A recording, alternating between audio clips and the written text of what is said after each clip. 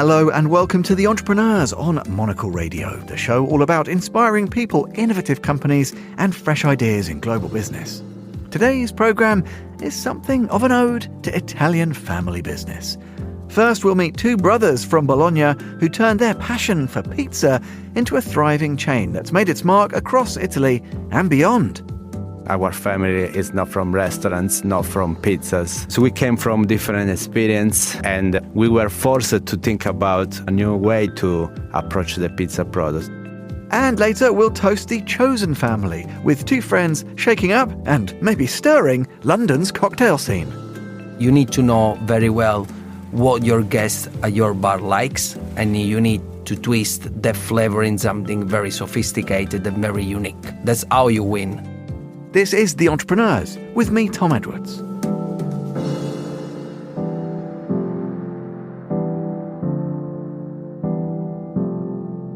You're listening to The Entrepreneurs. Brothers Salvatore and Matteo Aloe are the co-founders of Berberè, a small but fast-growing chain of pizzerias known for their fluffy sourdough crusts made fresh daily with organic flour. They launched the business in their hometown of Bologna back in 2010. Since then, Berberè has expanded to 21 locations across Italy and ventured into international markets, including right here in the UK. They have 3 pizzerias in London. The brothers stopped by Midori House to discuss the secrets behind their success. Matteo started out by telling me about the start of the business. Our brand started in 2010, so a little bit of a journey now, 15 years. Our idea was to make a great pizza, so starting from the product, then in a beautiful environment, we say, at least beautiful according to us, served with care. So also, how can I say, the step of service made with kind people. This is our USP. I mean, it's a simple pizzeria, if we can describe like this, serving pizza, that is the main product, and that's it. And if we go back to those early days in Bologna, of course, I guess your hometown, I guess the signature component, Salva, is maybe the dough. Is that fair to say? I mean, I think obviously with pizza, right? But tell us a little bit about, I don't know, how you knew you had something that was special. On our hands. Yeah. I mean, it's right. We need to go back in 2010 when we decided, I don't know why, to open a pizzeria in a country that is packed of pizzeria, of course. I mean, there are more than 120,000 pizzeria in Italy. So, of course, it was like madness, decide to open a pizzeria. So we tried, because we came from different experience and backgrounds. That not includes restaurateurs. Our family is not from restaurants, not from pizzas. So we were forced to think about a new corner, a new way to approach the pizza product. So the new way became a very old one. And making, as well as the first day, every day in every single pizzeria we run now, the dough, we call it a living sourdough. Matteo can explain better than me because it's a bit technical. But this probably make the big difference. I mean, having a fantastic sourdough process that at the end result, I mean, we think better to enjoy, better to, It's more fun to make, to train, to have.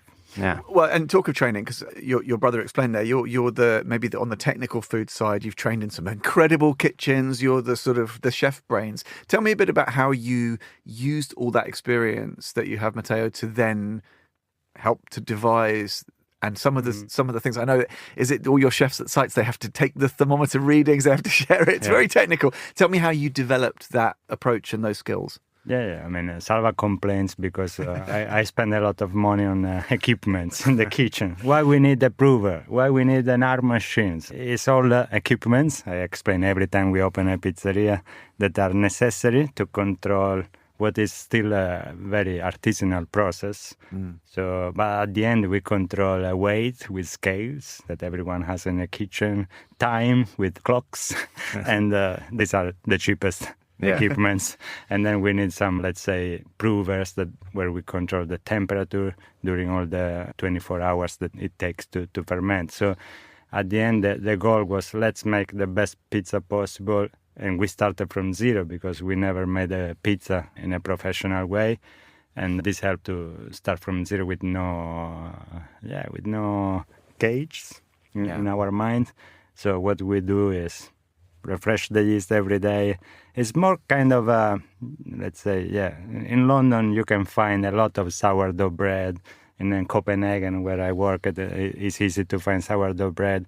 Wasn't easy in Italy. So when we started to communicate our technique, this became a little bit our USP, going back to our beginning of the discussion. And did that upset people? Because I know, Italy, like any market, where there's a product that is so baked in, if you'll forgive the pun, into the culture of the place, did people say, hey, Matteo, like the innovation, but leave it alone. This is our thing. This is our heritage. Why are you messing around with it? Did that happen a little bit? To be honest, we open in Bologna that doesn't have a strong heritage on pizza and bread. Maybe they have on tagliatelle, tortellini, lasagna. So we were lucky enough, let's say, to open in Bologna where we were welcomed, and also Milan. So north of Italy was more open-minded about the pizza. But to be honest, also in Italy there are Napolitan style, Roman style, so different kind of pizza. So didn't happen, to be honest. So it's the best. It was a good proving ground, really. Yeah, for the and idea. also we didn't say that it was wrong, or we still don't say that it's wrong way. This is our way. We think it's good as other way to make it. And so also this approach, we weren't teaching people on how to make a good pizza. Yeah, we were saying at the end of the day, it's always a pizzeria, and it's where the pizza people came from. To have an hour with their friends. I mean, don't have to teach lessons, otherwise you bore them. It's a fun place. I mean, all this complicated, process, it's about us. We don't need to annoy people about the weirdo stuff. In fact, we explain always, if someone asks about, a customer, of course, ask about our dough, we say, what do you want, the nerd version or the dummies one? Because it's, we can be very, very nerdy, of course, but it's not necessary. It's a pizza place. It's not, a Michelin star restaurant. You need to be fun. Pizza's a fun thing. Well, and this is what's great about it. There is great complexity, like anything that looks simple, but there's also simplicity. I think that's why people love it. Let's talk a little bit, Salva, about your background then. Yeah. What were you doing in 2010? And what did the rest of your family, your friends, colleagues at the time say when you said, right, I'm going to go and do this? Did they say, you're crazy? Take us back to the start. Yeah. My mom still, she doesn't understand why I'm not working a bank. Coming home every night at the same hour. Joking apart, I was in a big retail development company, so I was looking on, develop concept and schemes for other brands, basically. And Matteo, we already know, he's younger than me. He become, he graduates in Bologna as well as me, and he was coming from, little experience on the restaurants, so we decided to open something by ourselves. And as Matteo said, Bologna has not a big tradition on pizza. It's a fun fact. The first pizzeria in Bologna is 1954.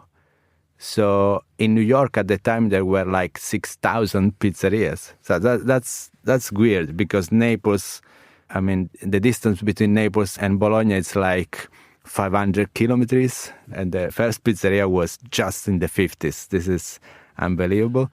So we decided to focus our attention on pizzeria just because we cannot find a good pizza in Bologna, in our city. So this was the research.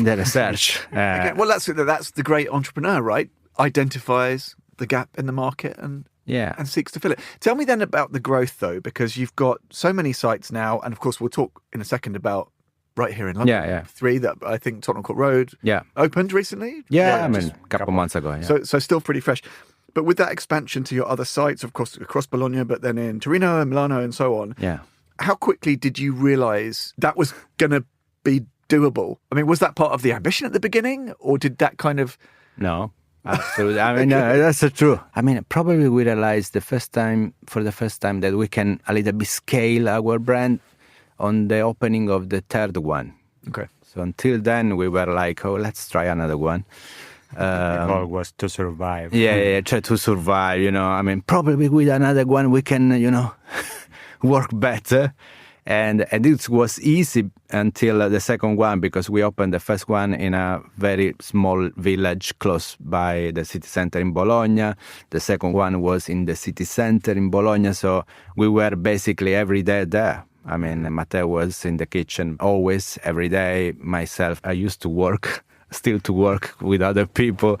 But at the end of the day, we were together in the restaurants. And the first one, when we realized we can scale it, was when we opened Florence. That is half an hour, 40 minutes distance by train by Bologna.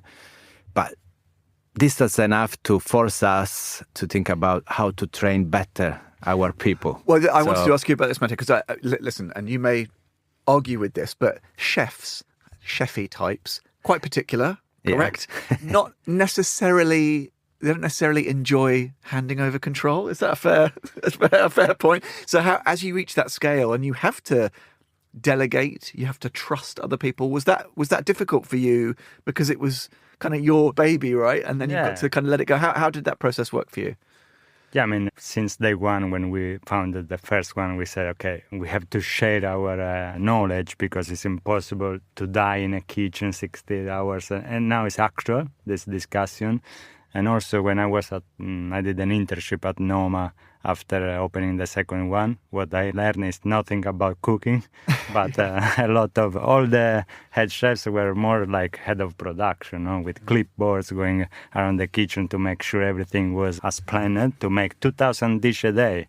And so the thing was, okay, to make a high quality, we have to train better. That was and to share. The first one in the 50 top. Yeah, and how we can keep making high quality while we grow as a company is the keys. Let's share, let's train. Let's make also the training as simple as possible to be understood by young generation, people that maybe don't know nothing about bread making. And this is what we are now, still in this process, because we are change manuals from paper to digital to videos. We use a lot WhatsApp to control and to make sure that everyone measures the temperature. So it's a kind of journey that doesn't stop. And yeah, at the end, it's all about building a culture. I mean, more than, a recipe. I mean, if everyone is on the same culture, on the same care, on doing good stuff, will be easier. Of course, then you need the technique and then you need the secrets, etc., etc. But the most important thing is create the right environment, the right culture about the quality. I mean, we have 10 points in our welcome pack, and only one is a dogma. We use exactly this word that is more about religion, because it's the only thing that never will change. And it's about, we do quality. And quality is everything. I mean, it's following the process. It's welcome people. It's smiling. It's treat well your colleague. It's having good music. Exactly. Well, let me ask you about that. We're sat in Monocle's radio studio. Why radio? Because you've got your kind of radio station. It's it's a building block of that same culture. Yeah, right? exactly. Yeah. This happened honestly because we were walking in one of our restaurants one night. When we were running 4 restaurants, 4 or 5. It was a very bad song, and because we are, little collectors of vinyls and music, we love good music, of course. We were a bit annoying, so we went. More than bad, it was a very sad song. Yeah, because the manager said broke with his girlfriend, so it was sad. No. But we couldn't accept to transfer this sadness to everyone that was having a pizza. So we said, how we can have the same music at the same moment in all the pizzeria with the right vibe, because Monday morning is different than Friday night. And so we said we have to set up a radio. Yeah, it's a great idea. After a long research, because the first thing, if you Google it, there are a lot of companies that sell the playlist, but we don't really want a playlist. We say, it's much more than a playlist. It's building, a momentum. It's something that changes every day. So what's the best to do this? It's a radio, because a radio is a live thing. And my mate from the uni, it's a DJ, it's a great collector. And we asked him, what we can do? I said, actually, I'm more in the web radio in this moment, because web is free, are the new free radio, the new pirate radio, It's a good idea. And we set up the radio, and now we have like 60,000 songs. Everyone is tagged with the energy, with the the genre, the momentum, and we play like a proper radio. It's food, other food for the soul. I love that, obviously, as an audiophile myself. Just tell me one thing, because we mentioned London, so you've got restaurant in Kentish Town, on my old stomping grounds, at Tottenham Court Road as well, and the first one was in Clapham from 2020. How well does this brand travel? Because as you said, it's all about hospitality, it's all about the people. People love pizza everywhere, of course, but how is London? Were you surprised in some ways? Matteo, did you have to not change the product, but how do you reflect the differences of your diners in the different places? Yeah, to be honest, we think that the market is same. I mean, the use of the pizzeria. Of course, we had to learn what is, how can I say, British palate, or what people don't understand because it's something too far from the pizza world. But to be honest, we learn a lot of stuff in London that we apply in Italy. Even in terms of... what kind of things did you learn from London? I don't know, like the finest melted cheese. Yeah. In London, you cannot see a cheese that is not melted on pizza. To be honest, it's right, because pizza is still a dirty food, has to be something that you want to crave. Yeah, it's a guilty pleasure. Yeah, it's a guilty pleasure. So. Yeah. Or what you were... What about I was saying we import the the dipping sauce for crust. I mean, this is very far from the Italian pizza culture. It's more American, people were asking here for dip sauce. So we tasted aioli with our crust. And we said, well, it's good. let's make this also in Italy. And in Italy, they found this like a genius idea. But I love that. We see, that surprises me that we, with our maybe sometimes bad reputation in terms of international gastronomy here, maybe there's things we can It's learn from absolutely no. I mean, it's no. How can I say? Sometimes Italians are too fundamentalist. Yeah, to be. Listen. The only fundamentalism I agree with is when it comes to food, generally in life. Listen, chaps, tell me about what comes next. Because what are you up to now? 20? How many venues? How many different properties you got? 23. 23. 20 in Italy and 3 in London. What's the vision? Where are you going to be? 50? 100? Where next? How do you guys look to the future? Honestly, we never. I mean, think like that. I mean, of course, now we are 400 people, working on the same roof. And there are also new energies, even better than our. So the idea is always growing, but doesn't mean just in number of stores. I mean, growing means doing other stuff. I mean, like the radio, it's a big effort, but it's not about the business, not directly. So, of course, we are looking to, London has a great opportunity. We are happy of that. Yeah, the stores are going very well. People enjoy our products. We have a great team. Yeah, the team is great. And the team help a lot also on new plans. So probably it's abused, the word organically, but it's exactly what happened. I mean, with our team that is growing, and when you have a good team, of course you look for, let's go another one because we have a good assistant manager or a nice general manager that can handle another one. So, we are looking to grow in London. We are looking other sites because the restaurants are going very well. And London is a gate. I mean, it's everyone look at London in the world. So if there is a dream that I have, it's going around the world working with our brand. This is the dream. That was Salvatore and Matteo Aloe, the founders of Berberè. Do find out more. Head on over to berberepizzeria.co.uk, or if you're in Italy, visit berberepizza.it. And do check out their newest spot in Rome, which just opened this very week.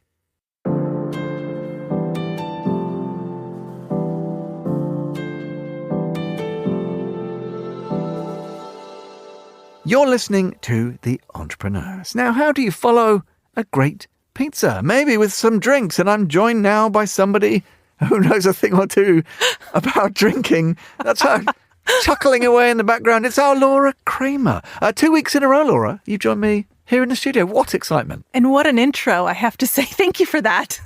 Now, listen, we were talking with a brilliant business, family business, supremely excellent pizzas. If our audience aren't familiar, they need to get stuck in. But you made, I think, the very sage suggestion that something complements pizza rather elegantly, as you see it. Aperitivos, cocktails, the alcohol, I think, is really what does it. Now, I think I know quite well the executive chef at 45 Park Lane. It's a hotel here in Mayfair. We've been a few times. I was at his Oscar party that he did before he went off to LA to indeed feed Hollywood's elite. And while there, this all happened at Bar 45, and while there, I got to meet Enrico Perri and Mario Gualtieri. They're the bar manager and assistant bar manager. I recently heard that they were working on a new cocktail menu, which I did get to try at the time. So, of course, I wanted to talk to them, but also just about the state of the hospitality business. We keep hearing so few people are going into hospitality. They're not seeing it as a long-term career. These guys were so full of passion for what they were doing. They were overflowing with ideas for the menu and what to do, and they really approached it as if it was their own business. So they stopped by Midori House recently, and I have to tell you, because this is about Italian family, they are Italian themselves. They have such a fun story. They met 20 years ago, and it all happened. It was quite unforgettable because it was at university in Cosenza, southern Italy. Essentially, Enrico was cooking dinner when Mario jumped through his window on the balcony to get into the apartment. He was actually going for Enrico's flatmate. He was trying to find him, but he wasn't there. And what do? You don't call, you just jump through the balcony. That makes sense. Anyway, he showed up, made this big entrance with a bottle of vodka, and ever since then, I guess they just developed this friendship, and then that eventually led to them trying different things with different alcohols and herbs and really playing along with this. Eventually, both made their way to London, and now they're both at Bar 45 working on new menus. So tell us what we're going to hear. You were talking to them about their new cocktails. What do they have to say about that? Well, it's a really cool concept for the menu itself. I got to try actually 3 cocktails. Thank you, as always, too, for providing me with the ability to drink on the job, Tom. I started out with a Negroni, but... I don't recall this being agreed officially. But... I think you'll find it's actually in my contract, but it was an aged Negroni, which is really nice. But Enrico began by telling me about the new cocktail menu. It's the second one since they've taken over Bar 45. It's called Simplicity, and it went live this week. Simplicity is really a concept that explain the drinks in an easy way, but then I have to say it's not very simple. The drinks are not very simple. We want to transform something quite complicated in a very easy, understandable way for our guests. There was the concept to go a little bit against the trend, which is a lot of words on the menu, a lot of images, and then the flavor of the drink and the actual ingredient of the drink is sometimes very complicated to understand for our guests. We want to take it back to the simple part. That's why we choose only to mention the flavor inside the drink and not all the preparation we do. Then, of course, if the guests ask for the preparation we use, it's a way to engage with them and to explain a little bit better our story and how we made the drinks. Well, let's then get into why we're here, which is, I have to explain to listeners, we've got ice that you brought in yourselves from 45 Park Lane, square-shaped, very beautiful ice, so I can understand why you didn't want to go for our ice machine, which is also really nice, but it's not as nice as this. We've got all these concoctions and flowers and fruit. I think let's get started because it's definitely time for a cocktail. I think it's a respectable hour. Yeah, so we're going to have one here today. And the one we choose is Italo Samba. Italo Samba is from our umami section. So it's a drink that Mario will definitely explain you in a better way because it's his drink. He made it together with our bartender Victor, which is a Brazilian bartender. And the drink is a combination of 2 very famous and epic culture. So Mario, you want to... Yeah. I like to define the Italo Samba like the best expression of 2 of the most epic culture in the world, the Italian one and the Brazilian one. So as main ingredients, of course, we will have the Brazilian national spirits, that is the cachaça. After, we introduce our little touch that is a strawberry and tomato cordial. And as a Italian touch, we will have fortified vermouth, fortified wine from the Barolo region. When we mix all these ingredients together, we have this refreshing fruity bomb that has also some saltiness, some umami from the tomato, and the fortified wine, the Barolo, give to the cocktail the final touch, the balsamic finish.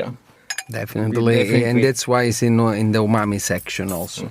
Because this balsamic taste then, together with the tomato taste. And also tomato is, of course, the Italian touch, together with the Barolo wine, aromatized wine. And how do you approach creating the menu? Definitely. This is actually is the most complicated part of our job, I believe. First of all, we made some mistakes in the past. So we made the drink list on what we expect. And we realized after a bit that is wrong for the business anyway. That's part of the experience anyway, to be bar manager and assistant bar manager. With the future, we adapt our drinks to our guests. So you need to know very well what your guest at your bar likes, and you need to twist that flavor in something very sophisticated and very unique. That's how you win on your new drink list on a business perspective. And that's what we did. Then it's very difficult to combine your creativity with what your guest wants. That's where our expertise comes out. We are able to merge everything together and to mix, actually, everything together for the perfect cocktail. Well, let's try it. I'm very excited. So, ready to dance? Hello, samba for you. Well, cheers, gentlemen. Cheers, Mario. salute. Please. The best sound. Oh, wow. It's so amazing. Yeah, it's different layers of flavors, I believe. So the extraction of the flavor, it's where we work most in the past 8 months for the menu. So every extraction that we did, it's very clear. You don't see the thickness of the tomato, the color of the tomato, because we clarified all the drinks and the preparation we do. This is a process that gives smoothness to the drink and also the nice velvety finish. I like that it's not too sweet, because that's a big thing for me. I don't really like too sweet cocktails, and this is excellent, really nice. And how long is the menu on? It's going to be from yesterday to the next one, which I think will be next year probably. Let's see, next year. We change every year now, but we thought also to give a little bit of seasonality to the menu. We're going to tweak some cocktails, during this year as well. And you've had to make some tweaks, I guess I should say, to the menu anyway, because we're seeing this trend of people not drinking as much. And so you've obviously thought about that, incorporated that. Let's talk about the non-alcoholic options. Yeah. Not that I would ever partake, but for some people, they might want to. No, definitely that's a trend now. And we have one mocktail here for you to try. Also, Mario created the cocktail. Yeah, basically, I was looking for inspiration, and I found this old recipe from the 20s, 30s. Basically, it's a mix of fruits. You mix different berry, passion fruits, tropical fruits. And after, of course, my idea was to do a rum punch. So we have 2 versions of this. We have the alcoholic version and the one not so punchy, that is the non-alcoholic. The punch is in the flavor for that one. In the meantime, I'm pouring the drink and we start to shake it. So now this is the sound of love. That's what we say. There we go. Our cocktail is ready. How long do you suggest that if people are doing cocktails at home, what's your tip for how long you shake it for? I would say to take in consideration, first of all, the quality of the ice. Now we're shaking with this ice chunk, which are anyway bigger than the normal ice cubes. So it may require a little bit more. It gives less dilution to the drink, but that's what we want. If you have ice that is smaller and maybe not the same quality, it maybe needs to be shaken a little bit less because it's going to make more dilution. So you need to consider the ice. But I think, Mario, how long is the perfect? 12, 13 seconds would be enough, because also after that the temperature of the drink will not go below that. I always say also to my bartender, do not get too much in love with the way you shake him. Yes, sometimes it's true. you go in place and you see this bartender shaking for hours, and come on, I want just my drink. Give to me. Yeah, There's a queue forming. It's a perfect timing. So the cocktail is a twist at the end of rum punch. Yeah. So it's a rum punch without the punch. That's why we call it not so punchy, but it's definitely a big punch of flavors inside. Ooh. Oh, this is really nice. And again, you see the juices on there and you think, oh gosh, is this going to be overwhelmingly sweet? It's not. It's really refreshing. And working with these techniques anyway, it makes the preparation very fruity, more than sweet. We have a lot of guests that actually mix the two things. They think the sweet means fruity. Even when they ask for wine, I have to say, they may say, oh yeah, I want a fruity wine, thinking that they are asking for something sweet. But sweet is the sugar level inside the liquid. So we're talking about something different than fruity. Fruity is the flavor. Fruits has a natural sugar, of course. Then you need to balance with a natural sugar inside the fruit. But still is different than adding sugar to the liquid. This is mostly fruit with a very low level of sugar inside. Everything we've tried so far is delicious, and I want to thank you so much for the opportunity to, really drink on the clock. I always love that. I just wanted to ask real quick, though, before you take off. We keep talking about here at Monocle about fewer people going into the hospitality sector and seeing it as a career path. And you are both so passionate about this. You found each other through a love of shared vodka shots that Mario brought through. What do you say to people who are maybe wary about the world of hospitality and whether that can be a fulfilling career path? I love hospitality, so the suggestion that I will give to people that want to be part of this sector is to be sure that they are really loving to talk with people, to see what is also behind. It's not just the way you engage with the guest, but how you do that. Also for the bar, most of the time you think you're just pouring cocktail, but no, there is a lot of study behind. You need to know technique. But I think it's in the golden era now, hospitality, because we are going through the future. Everything is changing, so I think it will be a good opportunity for a lot of young people. Yeah, and if I can add something, actually, thank you very much for asking this question, because we always need the new people and a new generation taking over our position one day, and it's very important that they don't take the wrong message from a lot of spots that we see. There are a lot of actually TV program, featuring this kitchen as a very stressful environment, or the bar where you are busy finishing late during the night. I think this is the wrong message. It's a lot of hard work, definitely, but there is a lot of passion, a lot of connection, a lot of beautiful things inside this world. And I really advise everyone that is finishing studying now, like at the high school, to take in consideration the possibility to work for this industry, because it's amazing. It's beautiful. Don't take the wrong side. Let's highlight beautiful things. That was Enrico Peri, the bar manager at Bar 45, and assistant bar manager Mario Gualtieri. Thanks to them, and thanks to our intrepid reporter Laura Kramer for her work on that one. If you want to find out more, do head to the Dorchester Collection website and search Bar 45.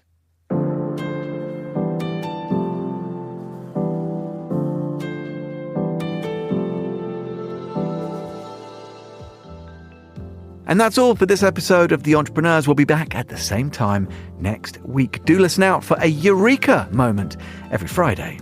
The programme's produced by Laura Kramer with audio editing by Jack Dewars. You can listen again and find out more about the show at our new, nifty, snazzy, jazzed up Monocle.com. That's where you can still subscribe to Monocle magazine and ensure you're reading more about better businesses every month. If you'd like to get in touch with the team, once she's finished her cocktails, Laura will get back to you from LRK at Monocle.com. I'm Tom Edwards. Goodbye and thanks for listening to The Entrepreneurs.